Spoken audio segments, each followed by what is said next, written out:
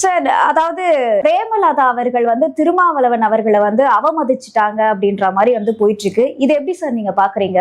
இது அண்ணன் தான் இது கரெக்டா பதில் சொல்லணும். ஏன்னா சமூக நீதின்னு சொல்லிட்டு இருக்கவங்க இதுக்கு என்ன முட்டு கொடுக்க போறாங்கன்னு தெரியல. இது நான் திருமா அப்படின்ற ஒரு தனிநபரை அவமரியாதை செஞ்ச மாதிரி பார்க்கல. திருமா அவர்கள் அந்த ஒட்டுமொத்த, அதாவது ஜாதின்னு நான் சொல்ல மாட்டேன், ஏன்னா அவரும் அதான் சொல்லுவார், நாங்க ஒடுக்கப்பட்ட குரலற்ற மனிதர்களது குரலாக ஒலிக்கிறோம்னு சொல்வார். ஸோ அப்ப அந்த ஒட்டுமொத்த ஒடுக்கப்பட்ட மக்களுடைய பிரதிநிதியாகத்தான் திருமாவை நான் பார்க்கிறேன். அண்ணனும் அப்படிதான் பார்ப்பாரு அப்படின்னு நினைக்கிறேன்.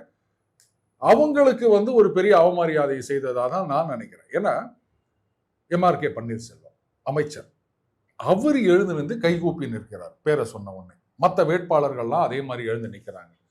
இவங்க மட்டும் எழுந்து நிற்க மாட்டேன்னு சொன்னா என்ன அர்த்தம்? அதுவும் அவர் சொல்லும் போது இது எப்படின்னா, நீங்க இப்படி ஒரு பேரலல் சொன்னா புரியும்னு நினைக்கிறேன். அது அண்ணனுக்கு தெரியும். நீங்க அந்த காலத்துல